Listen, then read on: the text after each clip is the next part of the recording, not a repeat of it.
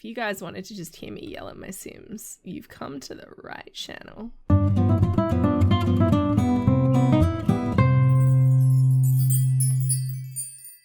Hi, this is Cass from Aussie Cass Plays, and welcome back to the Noble Generation of my Medieval Legacy Challenge. Sorry for the huge gap in videos. For those of you that didn't see my community post or the comment that I put on the little machinima that I made, my son and I both had COVID. It's the first time we've had it. I don't recommend it. It kind of sucked. If my voice sounds a bit croaky or I sound a bit nasally, that's why. I'm on the tail end of it now. I just feel really tired. Run out of puff really quick. So this might be a short episode, but I wanted to give you guys a bit of an update. I did take advantage of the time when I was able to sit at the computer to age up the save a bit. The biggest change, and he's actually over the moodlet now, Eleanor has passed away. I think that's the main one. I mean, there's other things like the king is an adult now, stuff like that. I aged up Benedict because Benedict's the same age as Edward. So I aged him up to a toddler, and then I made that machinima, which hopefully you guys have seen. If you haven't, maybe go check it out.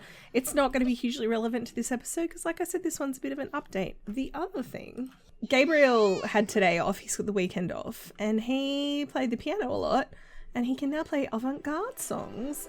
And oh, good work, Felix. So he's piano level 10, which means we have the artistic skill that we need for this generation unlocked. So that's actually the bonus requirement, I think. The other thing is I got the end of life warning. So it's almost his time. Make the most of these final days. I got that for Lucas and Boston because I aged them up at the same time. Also, yes, I put this in the corridor outside his bedroom because there wasn't space in here, and I didn't want my Sims to have to trek all the way down to the ballroom to do tummy time, which is where I had originally put it. So I just dragged it up here. Are we putting him to bed now?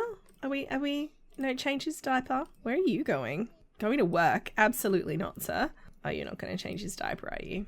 I mean, he's about to poop himself again anyway, but that's what leads to breaches of nappy integrity, my dude. Can you just please change his diaper? They don't do it in the right order. If you guys noticed that, you cue things, and it seems just to order, that's for chumps. I'm doing it in whatever random order I like. It's like, yeah, but you put the baby to bed before you change the diaper. That doesn't make sense. Oh my God, you're starving now. Ah!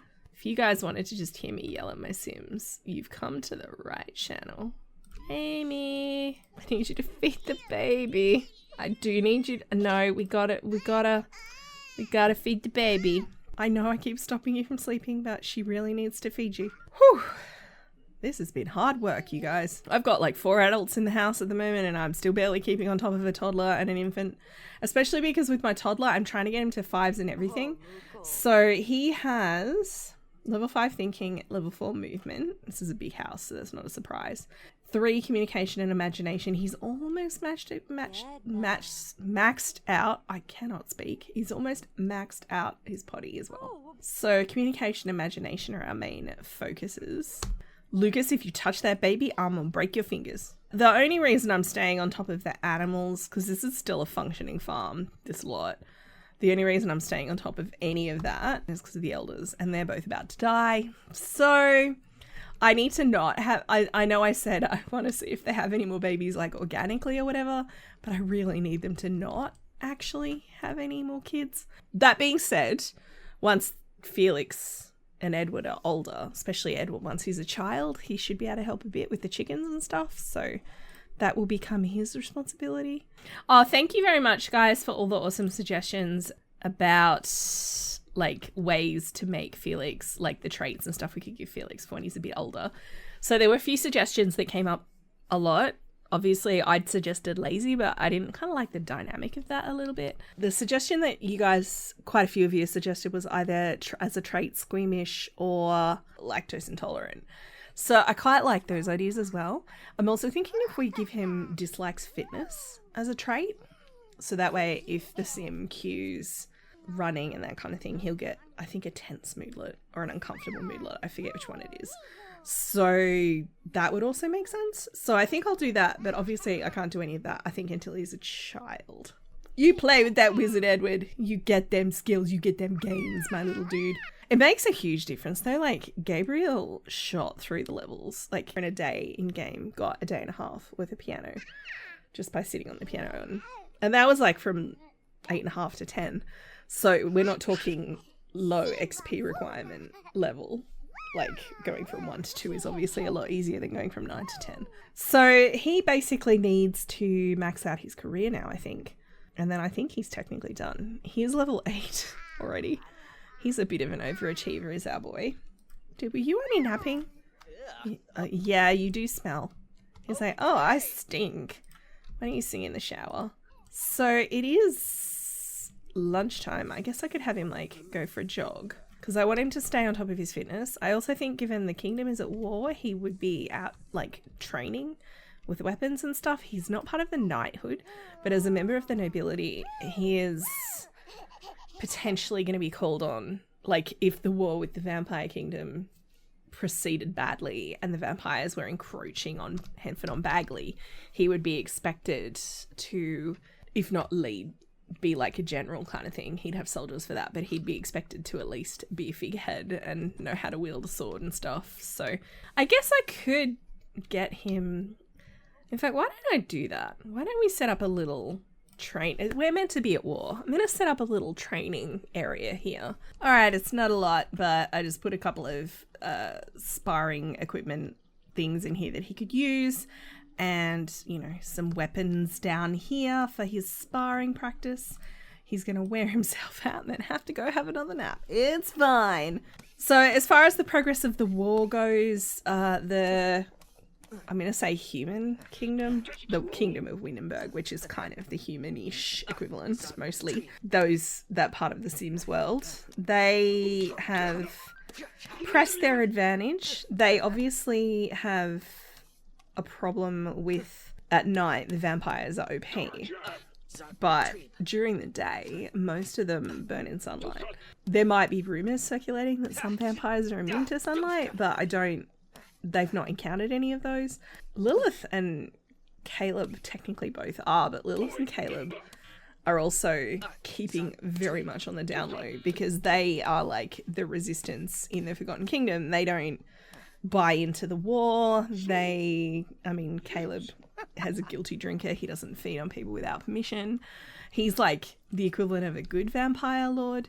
They certainly don't support what Vlad is doing.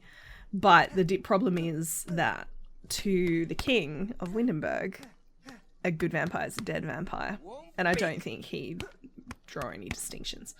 But yes, because Caleb and Lilith can go abroad during the day, I think even if they were captured and suspected of being a vampire, as long as they were able to show that they could go out during the day and prove, in inverted commas, that they weren't vampires quickly enough that they could then go and get some plasma, I think they'd be fine. They could pass, basically. Amy's like, I'm gonna train too because vampires are bad and they killed my mother. Look, that's fair, sweetie, but I'm gonna get you to teach little Edward here to talk a bit. I just have to show you guys, this is the most cozy thing I can possibly imagine. So it's just started snowing, and when we pan back here, we are in Edward's bedroom. And because he's an heir to a noble estate, he has his own private personal fire. Yes, every house in this fireplace. Every fireplace in this house does have a fire guard on it. It's like the first thing I got Mira to do when she moved in because she had the handiness skill.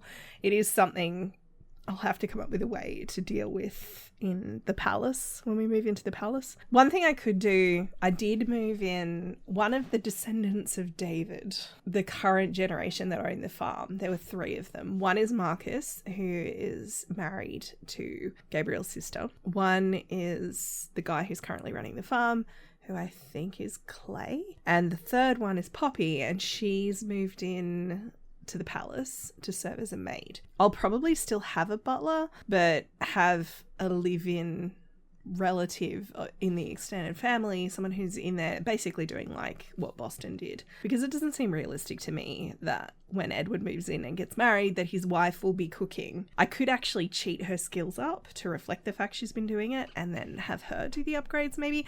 Let me know what you guys think. I just think in terms of realism, the next gen will have staff who are competent humans. It'll be easier than this gen, purely because they won't have a farm. Okay, the baby's in bed. Good work. She did that on her own.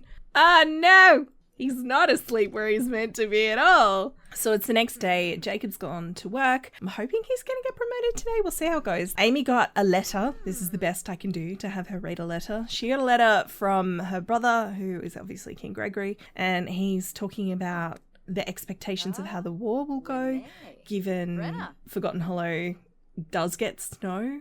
Like Windenburg does, it gets quite heavy snow. He's concerned that the progress of the battle will favour the vampires over winter because his troops are land-bound and can have to walk through the snow. Makes logistics difficult. It makes horse charges difficult. I mean, I feel like there's probably not a lot of horse charges in this battle. It's basically going from village to village during the day with garlic, holy symbols, and burning anyone asleep in a basement. That's basically what's happening. Dragging them out into the sun if they start smouldering, driving a stake through the heart. But all of that is difficult to do in snow, whereas the vampires quite often can either run across the top of the snow really fast, they can turn to mist, they can fly. So he's quite concerned about how the war is going to progress. This is not anything he's asking for Amy's advice on. It's just that he doesn't have a lot of confidence. He's got his generals and stuff, but Gregory's also like afire with the passion of righteousness. He thinks they're doing the right thing and he won't rest until Vladislaus and all of the vampires, that would be what he'd be aiming for, have been destroyed. There's nobody close to the king who knows that not all vampires are created equal. Desiree would know. She's not in a position to be giving the king advice. Obviously her dad was a vampire for a while. She lived with Caleb for a while and Lilith. And honestly, she'd probably be like, yeah, go get Vlad, he's evil.